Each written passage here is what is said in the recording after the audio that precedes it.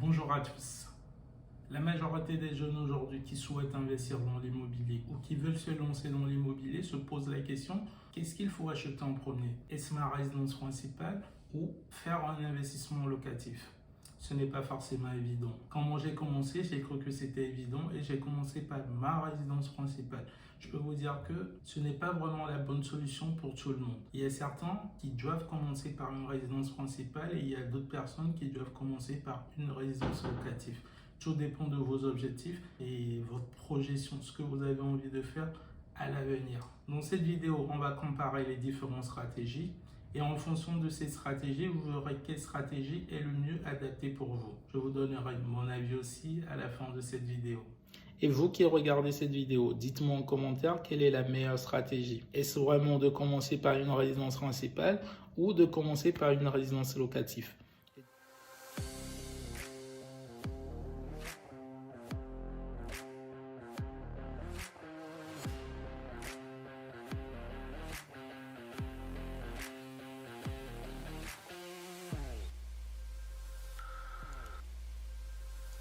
Si tu es nouveau ici, je suis Emerson Djoumaché. Je parle de la gestion et de la liberté financière sur cette chaîne, de l'entrepreneuriat, des business que je fais, des investissements que je fais en Afrique, en Europe, par exemple l'immobilier, la bourse, la crypto-monnaie, mes différentes aventures, mes échecs, les livres que je lis et tout ce qu'il faut pour grandir son épargne et pour gagner de l'argent sur cette chaîne. Mon objectif est de te partager le plus d'informations possible pour que tu atteignes la liberté financière ou que tu deviennes riche ou que tu gagnes beaucoup plus d'argent. Si ces sujets t'intéressent, je t'invite sans plus tarder à t'abonner à la chaîne et à cliquer sur la cloche notification pour ne pas rater nos prochaines vidéos. Si tu ne l'as pas encore fait, je t'invite sans plus tarder à télécharger le petit fichier en description qui te permet de bien gérer ton argent tous les mois et d'anticiper les investissements que tu pourras faire tous les mois. On a un groupe WhatsApp qui est en description de cette vidéo. Si tu souhaites faire partie de la communauté, je t'invite aussi à rejoindre notre groupe WhatsApp ou Telegram pour qu'on échange sur différents sujets. Maintenant, passons au vif du sujet. Avant de commencer par lister et de comparer les différentes stratégies, on prend un cas par exemple de quelqu'un qui gagne 2100 euros. Donc qui est en loyer de 600 euros et qui a la possibilité de faire un crédit à plus de 150 000 euros. Donc avec 2100 euros, vous pouvez faire un crédit aujourd'hui environ à 150 000 euros ou un peu plus de 150 000 euros. Donc on va comparer trois jeunes qui ont trois stratégies différentes, Jules, Martin et Coco par exemple. Et en fonction de ces trois stratégies, on verra par exemple quelle stratégie est le mieux ou qui est adaptée à votre besoin ou qui vous correspond le mieux. Donc, la première personne, c'est Coco qui est en loyer de 600 euros et qui, pour lui, décide uniquement que de vivre en location. Il ne veut pas acheter ni résidence principale ni résidence locative et ne veut pas investir en immobilier. Il a la phobie des crédits et ne veut pas se lancer dans ses aventures. En payant un loyer de 600 euros, ça veut dire qu'en 5 ans, il va payer 36 000 euros de loyer. Sa situation après 10 ans, c'est qu'il va payer 72 000 euros de loyer et en 20 ans, il va payer 144 000 euros de loyer. Il faut savoir que normalement, le prix du loyer au bout de 5 ans va sûrement augmenter. Quand vous êtes en location, généralement au bout d'une année, il y a un petit montant qui se rajoute. Il y a des propriétaires qui décident de ne pas prendre en compte l'augmentation de votre loyer. Ils ne le prennent pas en compte, mais sachez que chaque année, normalement, votre loyer peut augmenter. Dans notre exemple, on ne va pas prendre en compte l'augmentation, mais on va garder uniquement que le loyer de 600 euros. Restez jusqu'à la fin parce que vous allez comparer ces stratégies et vous verrez que c'est pas si mal aussi de rester en location. On verra vraiment ce qui est le mieux après. Parmi ces avantages, il faut reconnaître qu'il a une grande liberté. Il peut changer de boulot quand il veut. S'il a un appartement à Paris, il n'a pas de contraintes. Le jour où il décide d'aller vivre peut-être à Lyon, en Belgique ou au Canada, aux États-Unis, il peut partir quand il veut. Il n'a pas vraiment les contraintes géographiques en fonction de son boulot ou en fonction des opportunités qu'il peut avoir. Il est locataire, il bouge quand il veut et il n'a pas vraiment de gros travaux aussi à prévoir. Quand vous êtes propriétaire et qu'il y a un truc qui se casse dans votre appartement, c'est à vous de le réparer. Alors que si vous êtes locataire, Vous n'avez pas à faire de grands travaux. Quand il y a certains travaux, vous n'allez pas vous lancer dans ces travaux si vous êtes locataire. Vous appelez le propriétaire et c'est le propriétaire qui s'en occupe. En termes d'inconvénients, c'est qu'en immobilier, il n'y a pas d'entrée d'argent. Après 5 ans, Coco sort 36 000 euros, mais il n'y a rien qui rentre en termes d'immobilier. Il ne gagne pas d'argent en termes d'immobilier, mais il sort de l'argent tous les mois. C'est vraiment l'inconvénient. En termes de patrimoine immobilier, il n'a rien qui prend de la valeur ou qui peut prendre de la valeur. Il a une capacité d'emprunt qu'il peut faire, mais il ne l'utilise pas. Certaines personnes que je connais sont vraiment dans cette logique et ne veulent pas se lancer dans l'immobilier parce qu'ils ont peur du crédit ou qui ont autre raison.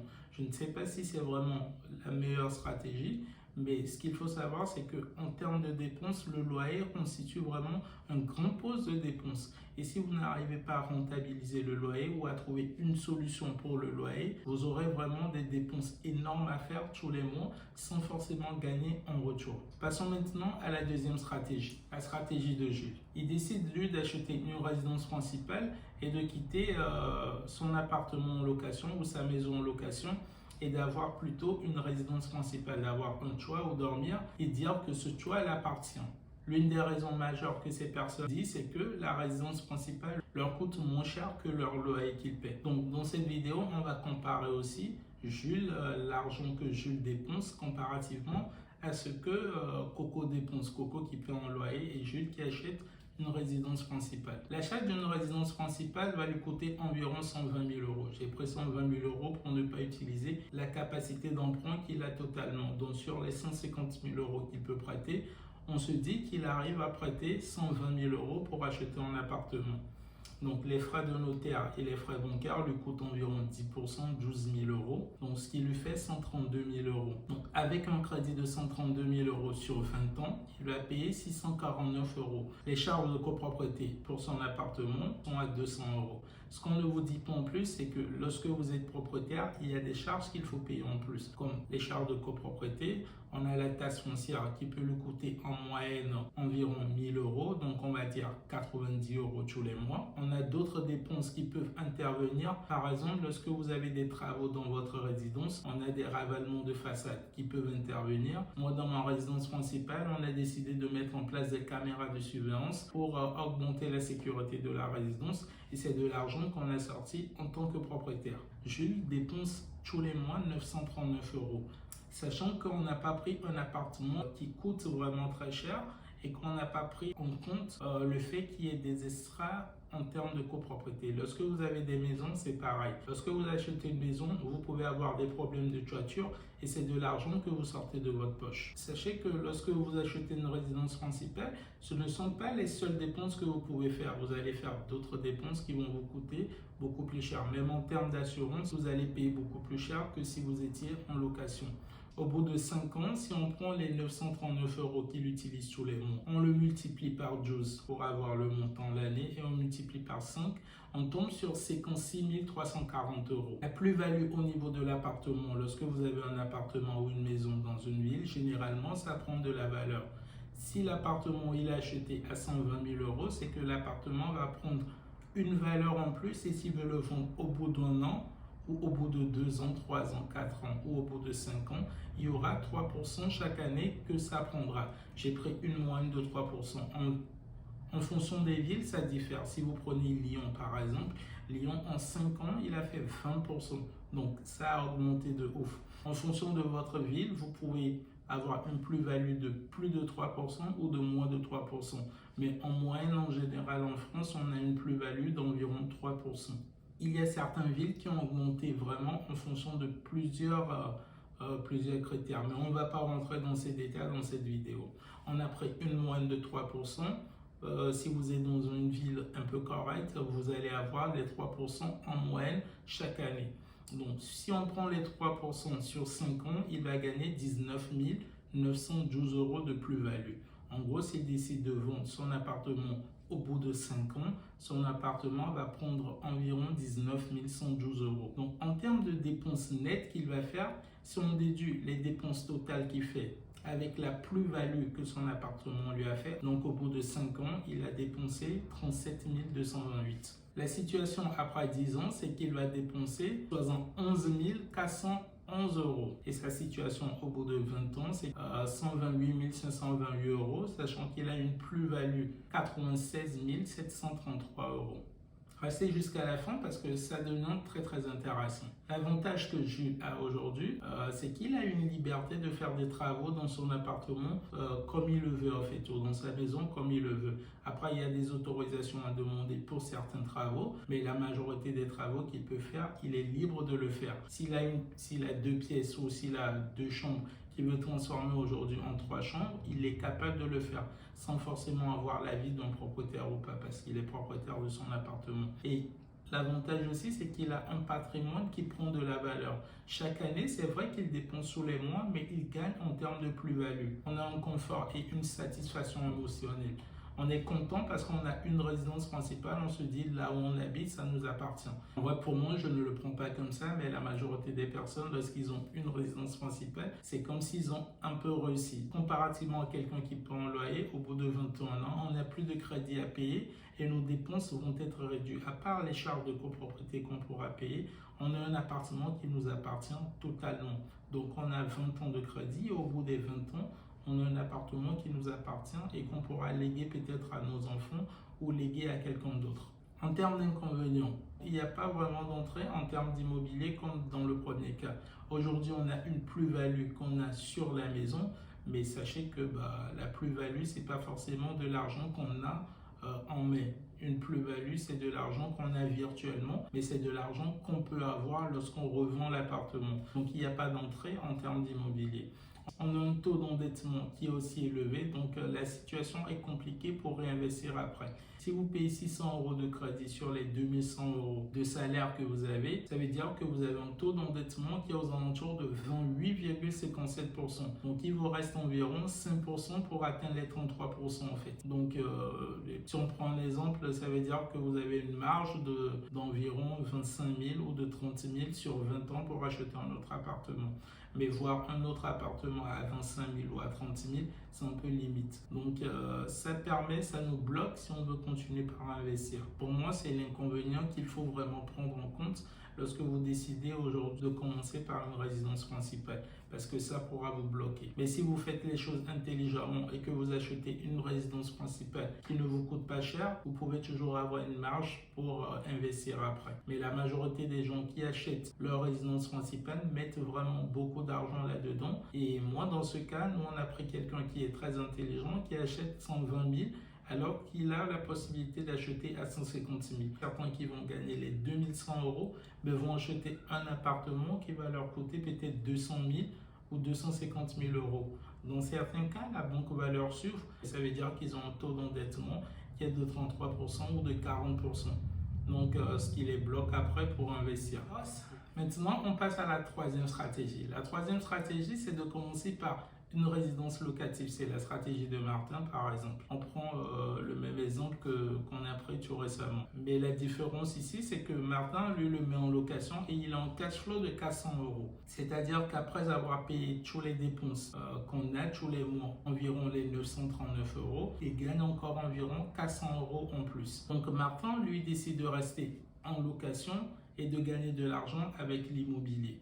Il paie un loyer de 600 euros en location et l'appartement qu'il loue lui rapporte 400 euros. Donc en termes de dépenses, c'est vrai qu'il gagne 400 euros, mais il sort 600 euros. Donc tous les mois, Martin lui dépense environ 200 euros. Donc si on prend sa situation au bout de 5 ans, sachant qu'il n'a pas réinvesti, mais il peut toujours réinvestir. Normalement, quand on commence par un appartement, on arrive à acheter plusieurs appartements. Mais dans cette vidéo, on se dit, on compare uniquement que le premier bien qu'il a acheté et on voit sur 5 ou sur 10 ans ce que ça va donner. Donc, si on prend sa situation après 5 ans, on se rend compte qu'il a fait des dépenses de 200 euros tous les mois multiplié par 12 sur 1 an, multiplié par 5 sur 5 ans, ce qui fait 12 000 euros. Mais si on prend la plus-value des 3% tous les ans, on se rend compte que sa plus-value est à 19 112 euros. Et cette plus-value est supérieure à l'argent qu'il a dépensé pendant 5 ans.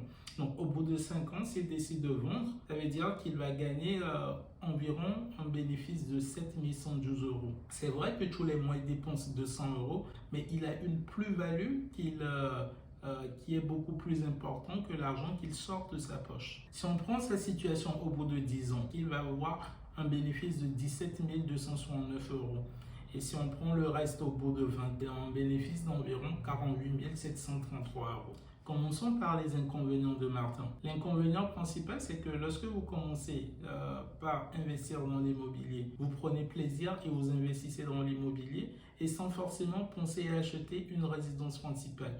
Le but n'est pas forcément d'investir uniquement que dans des résidences locatives, mais de se protéger aussi et un jour d'arriver à acheter une résidence principale et de ne pas être bloqué par les investissements pour ne pas acheter une résidence principale après. On a aussi la possibilité de faire des modifications dans sa résidence principale là où il habite. Passons maintenant aux avantages de Martin. En termes de revenus, il passe par exemple de 2100 euros à 3500 euros. S'il arrive à louer pour 1400 euros, ça veut dire que son salaire augmente ou ses revenus augmentent. Si ses revenus augmentent, c'est que son taux d'endettement diminue en fait.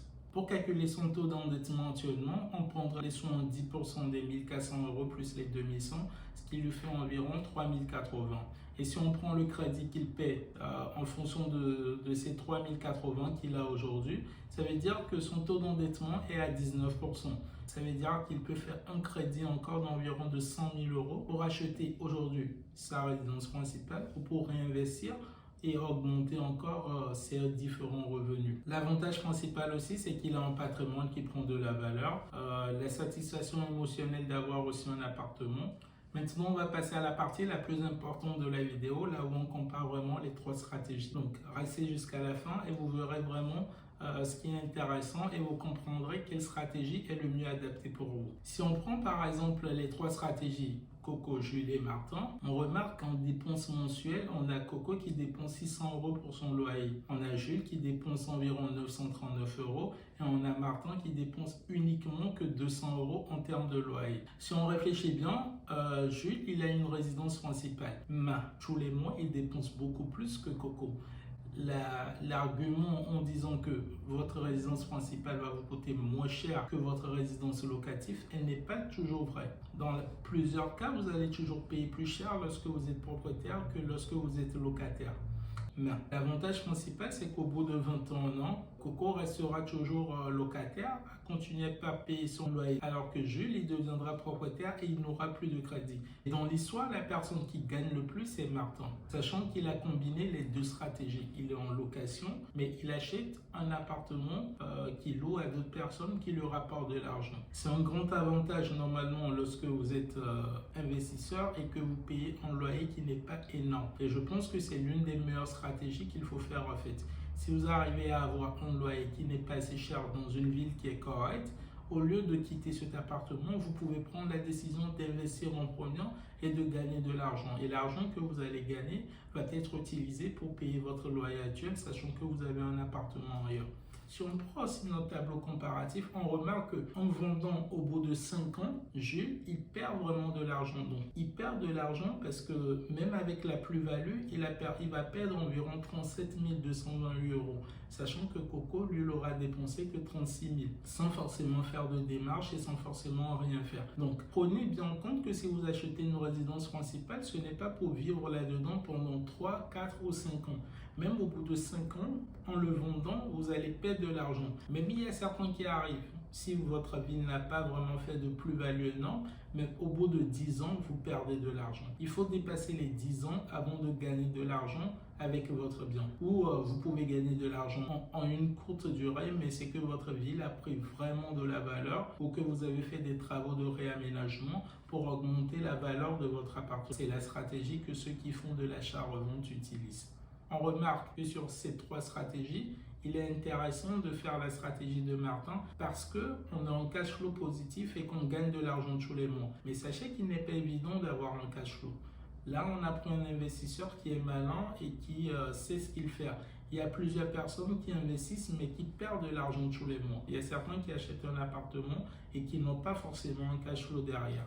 Ce qu'il faut retenir en général de cette vidéo, c'est qu'il est intéressant d'acheter un appartement, une résidence principale, mais sachez que l'avantage, le vrai avantage que vous allez avoir cette récompense au bout de 20 ou de 25 ans. Ce n'est pas de l'argent que vous allez gagner immédiatement.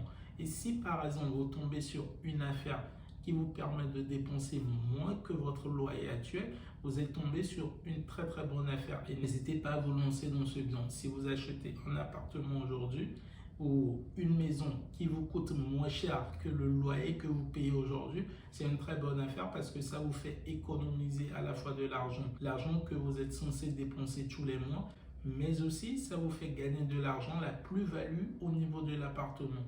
Vous achetez une résidence principale, achetez-le en mode investisseur de telle façon que même si arrivé à un moment vous n'arrivez plus à gérer ou vous trouvez que l'appartement vous coûte plus cher, soit vous prenez la décision de la louer, donc ça va vous rapporter de l'argent, vous allez mettre en place une stratégie pour la louer peut-être en colocation ou vous la louez sur des sites comme Airbnb et ce qui vous rapporte beaucoup d'argent à la fin du mois. Mais si vous devez acheter une résidence principale et vivre là-dedans pendant une longue durée, assurez-vous très bien que vous allez rester là-bas au minimum 5 ans avant de vouloir vendre. Si vous êtes investisseur, dans très très peu de cas, vous gagnez de l'argent en achetant en premier votre résidence principale. Si vous êtes un investisseur, vous allez perdre premièrement au niveau de votre cash flow, au niveau de votre capacité d'emprunt si vous passez par une résidence principale en premier. Ceux qui ont un profil investisseur et qui souhaitent investir dans l'immobilier, on ne va pas aller par mille chemins. Il est beaucoup plus intéressant de commencer par une résidence locative. Il est beaucoup mieux d'investir aujourd'hui en louant vos appartements, en achetant des résidences locatives et en les louant pour avoir des cash flows. Si vous avez des cash flows, vous allez avoir beaucoup plus de revenus et en fonction de ça, la banque pourra beaucoup vous suivre. Mais n'oubliez pas que la banque va vouloir vous conseiller sur ces stratégies. Son businessman, votre banquier. Je vous explique. Le banquier, il sait aujourd'hui que vous arrivez à payer vos loyers. Il voit des virements tous les mois sur votre compte. Il sait que vous arrivez à payer vos loyers. Il va vouloir vous conseiller d'acheter premièrement votre résidence principale parce qu'il sait que là où vous vivez, vous arrivez à payer ce loyer. Le banquier, il a beaucoup plus confiance en vous parce qu'il se dit que dès que vous habitez là, vous lui payez en crédit. Alors que si vous achetez une résidence principale et que vous n'avez pas bien fait les choses et que le locataire ne vous paie pas de loyer, vous risquez de ne pas payer le crédit aussi à votre retour. Donc c'est beaucoup plus risqué pour le banquier que vous achetez une résidence locative en première qu'une résidence principale. La majorité des banquiers vous conseilleront toujours d'acheter en premier la résidence principale parce que c'est ce qui les arrange le plus en fait. Pour eux, ça représente moins de risques qu'un appartement qui est en location. Mais si vous prenez une résidence locative, il se peut qu'un locataire ne vous paie pas son loyer et que ça se répercute en fait sur son crédit en fait. Et ils ont peur de ça. Moi, personnellement, j'ai commencé de mon côté par une résidence principale et ça m'a bloqué. Mais l'avantage, c'est qu'aujourd'hui, il y a des stratégies. Si vous achetez une résidence principale aujourd'hui en première, il y a quelques stratégies qui peuvent vous permettre en fait de réduire l'emprunt que vous payez. Donc, il y a une partie de votre appartement que vous pouvez mettre en location sur Airbnb par exemple. En fait, il y a différentes stratégies que vous pouvez faire si vous avez déjà une résidence principale. Mais en tant qu'investisseur, moi je vous dirais que c'est toujours mieux de commencer par une résidence locative. Et lorsque vous m'attendez, vous vous posez la question, maintenant dans ce cas, si on gagne beaucoup plus en achetant une résidence locative, ça veut dire qu'on ne doit jamais acheter sa résidence principale. Non, je n'ai pas dit ça.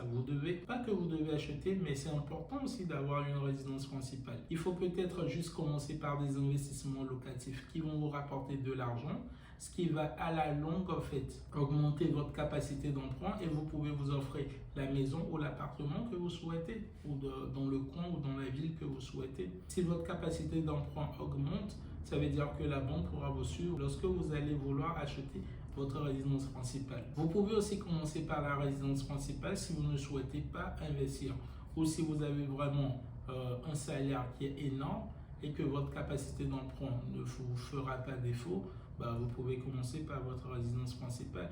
Mais en achetant votre résidence principale, achetez-le intelligemment et achetez-le en mode investisseur dans le sens où lorsqu'il y a un problème, vous pouvez toujours partir en fait sans forcément réfléchir par rapport à cette résidence principale. Dans certains cas, il est intéressant d'acheter sa résidence en première. Si vous souhaitez faire des opérations d'achat-revente, par exemple, acheter des appartements, vous rénovez et vous les vendez beaucoup plus cher, et je peux vous dire que vous allez gagner un cash flow très énorme en faisant ces opérations, mais il faut s'y connaître là-dedans. Si vous êtes entrepreneur aussi et que vous voulez vous lancer, vous pouvez vous dire que j'achète une résidence principale qui est le siège social, mais qui est à la fois une de mes résidences principales en fait. Si vous avez aimé la vidéo, vous savez quoi faire, et si vous êtes d'accord ou pas d'accord avec le point, avec les différentes stratégies et avec mon point de vue dans cette vidéo, n'hésitez pas à me le dire en commentaire et on se fera un plaisir de répondre. Pour ceux qui ne sont pas encore abonnés à la chaîne, n'hésitez pas à vous abonner à la chaîne. On partage des contenus très énormes et on discute. Concernant le groupe WhatsApp, vous pouvez l'adhérer et vous avez le lien en commentaire. Si vous avez aimé la vidéo, partagez-la à vos différents amis qui souhaitent se lancer aujourd'hui en immobilier. Cela leur fera un bien d'avoir cette vidéo. Quand j'ai acheté ma première résidence principale, je n'avais pas vu ces genres de vidéos qui pouvaient me donner les avantages et les inconvénients de chaque stratégie. Aujourd'hui, vous l'avez. Donc prenez-en et utilisez cette vidéo pour définir votre stratégie à l'avenir et partagez-la avec différentes personnes qui souhaitent aujourd'hui se lancer en immobilier.